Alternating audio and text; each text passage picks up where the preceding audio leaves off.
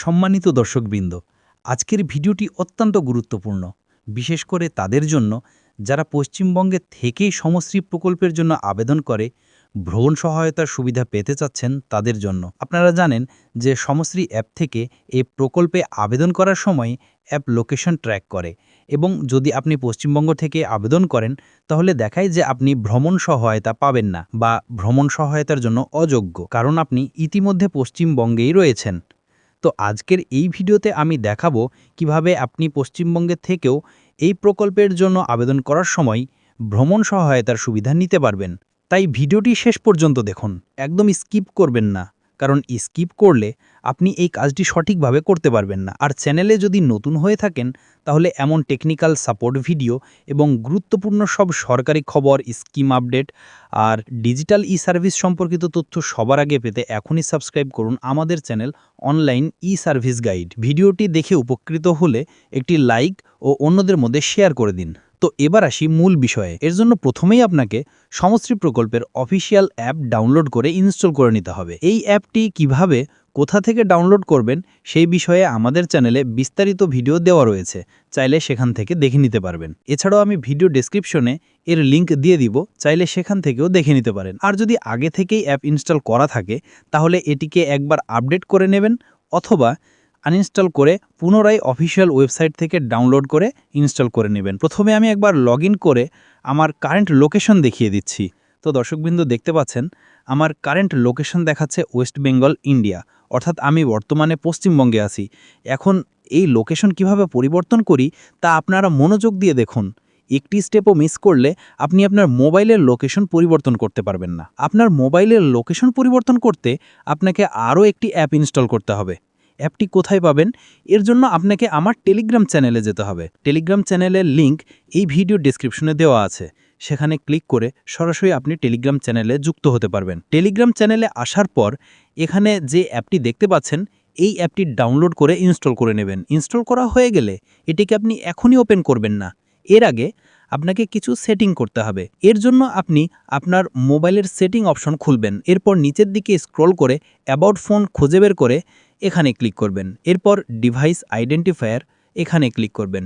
এখানে ক্লিক করলে build number লেখা দেখতে পাবেন। আমি যেহেতু মোটরোলা মোবাইল ব্যবহার করছি তো আপনাদের ক্ষেত্রে এইভাবে নাও আসতে পারে। যদি এইভাবে খুঁজে না পান তাহলে মোবাইলের সেটিং ওপেন করবেন, এরপর এখানে সার্চ বারে লিখবেন বিল্ড নাম্বার। বিল্ড নাম্বার লিখে সার্চ করলে বিল্ড নাম্বার অপশন দেখতে পাবেন, এখানে ক্লিক করে দেবেন। এরপর বিল্ড নাম্বার অপশনটিতে দ্রুততার সঙ্গে 7-8 বার ক্লিক করবেন। 7-8 বার ক্লিক করার পর আপনার মোবাইলের ডেভেলপার অপশন বা ডেভেলপার মুড চালু হয়ে যাবে। এখানেও কিছু সেটিং করতে হবে, এর জন্য আপনাকে ব্যাক হয়ে মোবাইলের সেটিংয়ে আসতে হবে।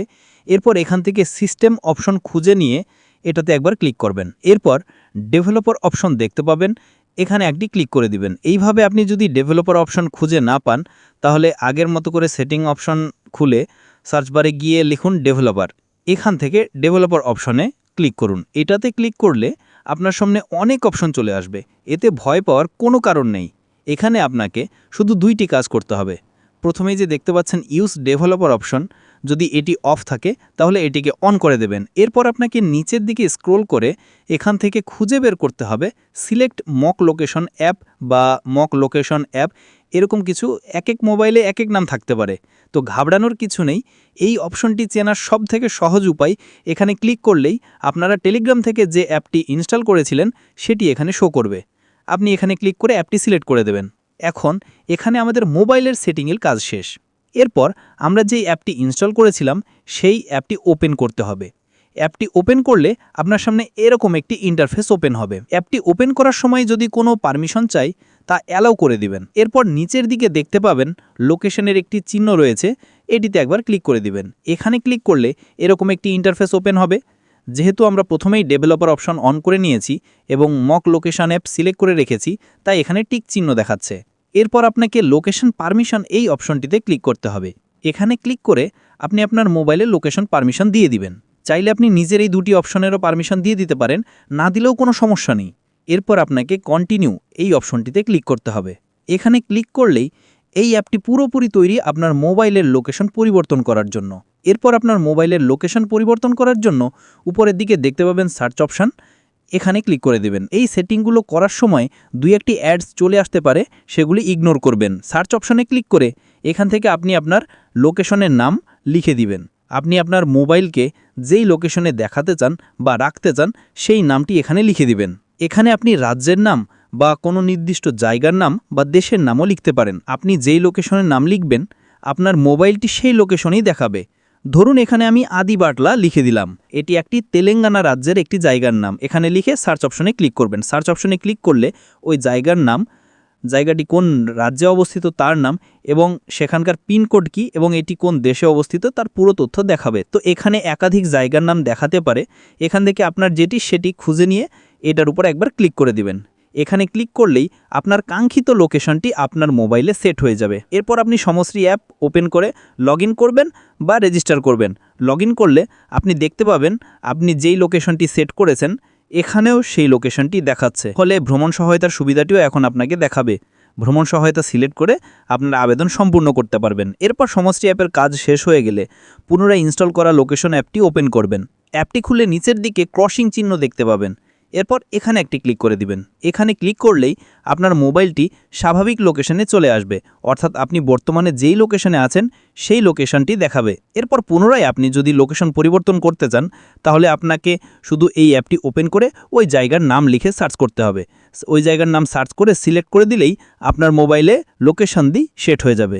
এইভাবে আপনি আপনার মোবাইলের লোকেশন যে কোনো জায়গায় শিফট করতে পারবেন।